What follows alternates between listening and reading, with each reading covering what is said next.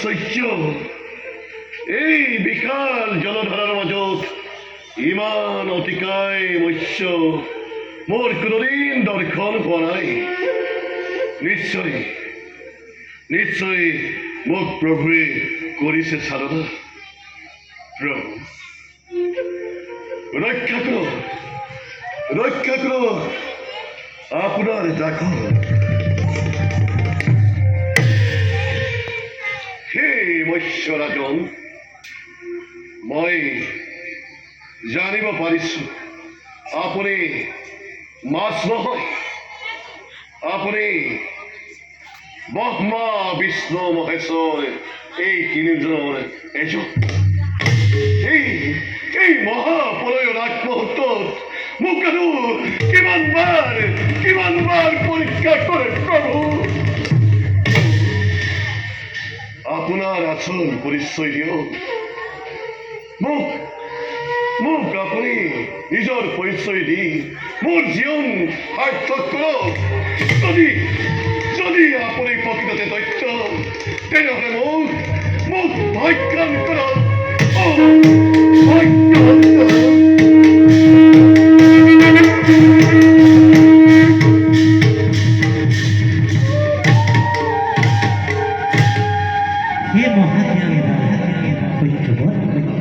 তোমাক আমি আকৌ পৰীক্ষা কৰিম। আমি বিষ্ণু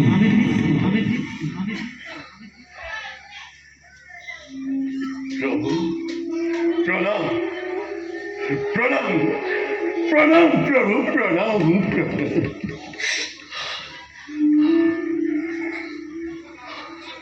শুনা ৰাজা আজি কাল ৰাতি, আজি এই শেষ ৰাতিতে প্ৰলয়ৰ আৰম্ভ হ'ব। সাগৰৰ পানীয়ে গোটেই পৃথিৱী ডুবাই পেলাব। পৃথিৱীত তোমাৰ বাদে আৰু কোনো জীয়াই নাথাকিব। হয় দৈত্যই লক্ষ্মী স্বজন কৰি আমাৰ সৃষ্টি নষ্ট কৰিব বিচাৰিছিল। সি ইতিমধ্যে ছোৱালীবেদ হৰণ কৰি মহাপ্ৰলয়ৰ সময়ত সি পানীত ডুব মাৰি থাকিব। তাৰ একেই আকৃতিৰ পানীহে বধ কৰিব পাৰিব। সেয়েহে আমি তাক তাৰ ৰূপ ধাৰণ কৰি নিধন কৰিম আৰু পুনৰ মৎস্য ৰূপ ধাৰণ কৰি চাৰিবেদে উৎখান কৰিম। ভাল প্ৰভু, কিন্তু আপুনি কিয় মৎস্যৰূপ ধাৰণ কৰিব লগা হ'ল? এই প্ৰলয়ৰ মুহূৰ্তত আমি কেনেকৈ জীয়াই থাকিম প্ৰভু?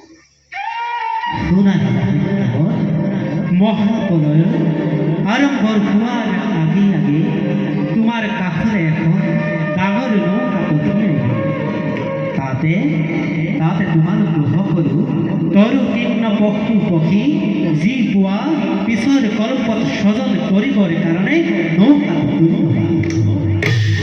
এই মহাপ্ৰলয়ত মাত্ৰ 7 দিন হাতে ৰাখি আমি হয় দৈত্যক বধ কৰি পুনৰ মৎস্য ৰূপ ধাৰণ কৰি তোমাৰ ওচৰলৈ আহিম।